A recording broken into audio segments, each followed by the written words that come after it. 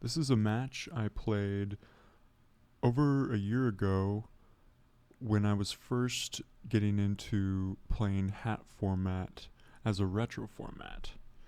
And I think of this match every once in a while because it is pretty bizarre, and I call it the glass cannon match.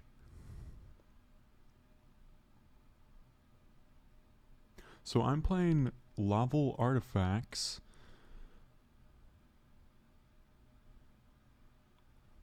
a deck that doesn't see a ton of play, but my opponent is playing a deck that doesn't see a ton of play either. It's a very combo oriented deck, as we'll see from his first turn. He's going to go off with Laval Chain and Soul Charge to set up some big synchro plays in making double Beals. Let's slow it down a bit. So I had a pretty good hand to start with, but I was really needing to draw Soul Charge or the one of Rekindling. So topping the Rekindling was pretty insane. And then I also have a one of in Book of Moon and a one of in Mind Control in my hand. So despite his pretty strong opening, I mean, this opening that he has, a lot of decks would struggle against this opening. Assuming you didn't have Max C, at least, at the start of your turn. So I start with Molten Conduction Field, which will send these two, and then by sending a Laval and then a Handmaiden will trigger. And then you can use Handmaiden's effect to send another Handmaiden, and then another one, and then something else. And then you probably want to send this every time instead of another copy of this, because you need 3 or more names, and it does include itself, to use Lakeside Lady. So I use Lakeside Lady's effect to get rid of his back row, so I don't have to deal with that. And I'm going to chain to his Lance, actually, with Book of Moon, because that's going to get me, make me able to get rid of one of the Beals by summoning Cannon, bringing back the Lakeside Lady, and then once these go to grave for my synchro play, I can use her again because she's not a once per turn, and pop his monster, because not only can it pop set back row, but pop set monsters.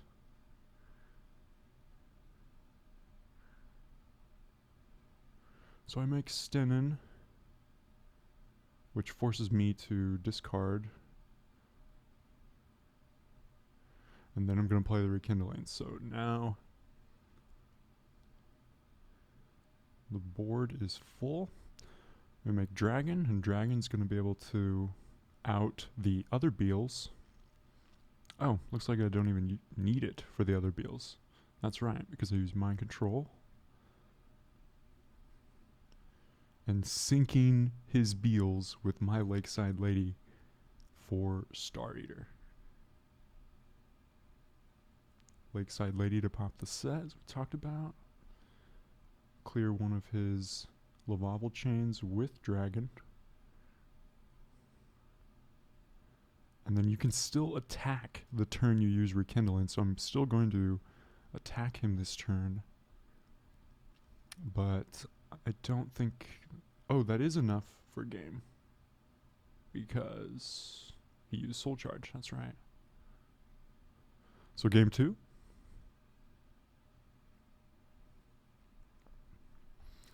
He's going to go first again, of course, and probably do a pretty similar combo. Seems to be the main goal of his deck, to make Beals. And he has a Wing Blast set, so that's some nice defense for him. I opened the nuts again. So this is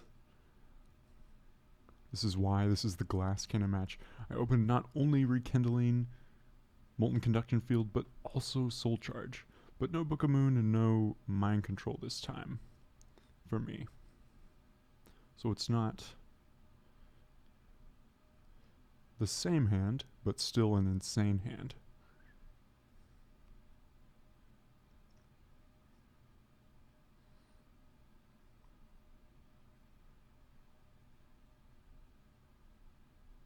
So he's thinking about using Wing Blast. And he says it's good. Make Dragon. But he can't let Dragon get rid of his Beals.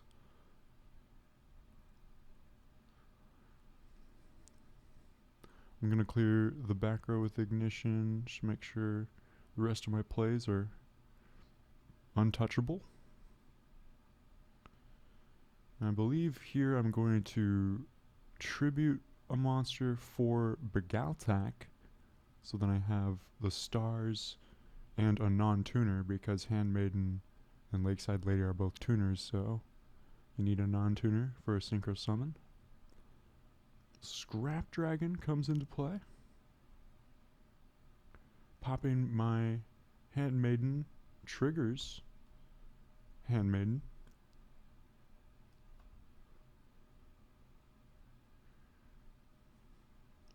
Now the sack Soul Charge to complete the glass cannon aspect of this deck.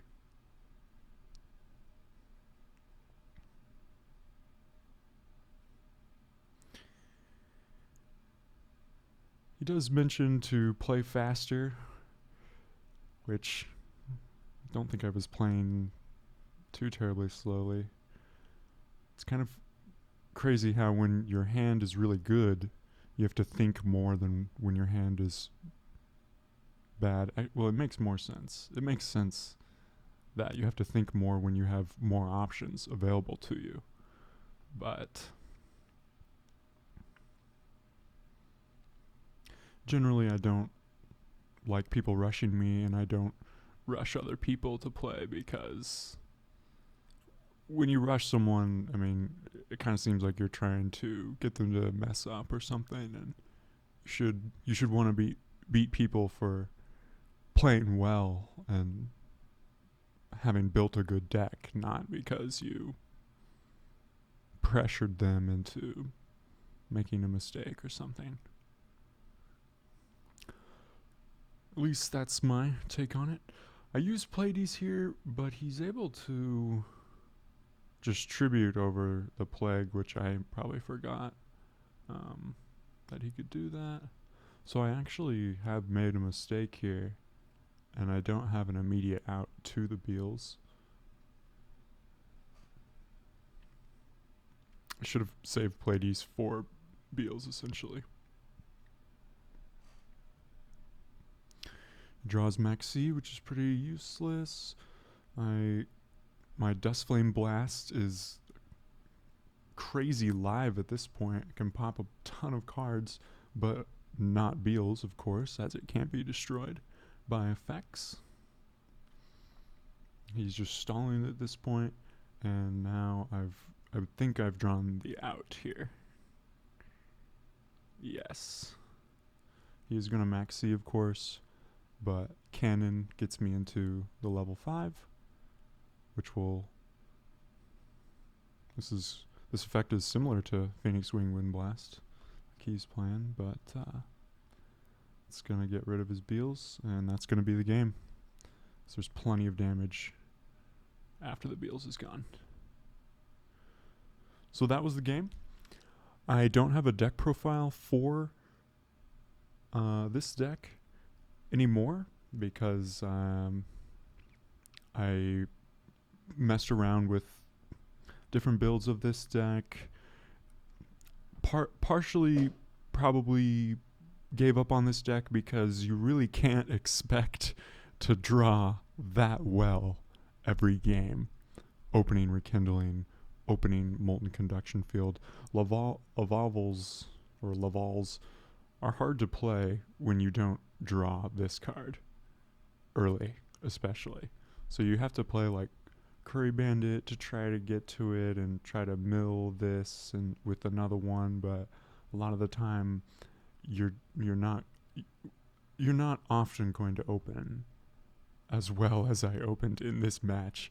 So instead you'll be like opening like one of these and like one of these and maybe this guy or some of the artifacts. But still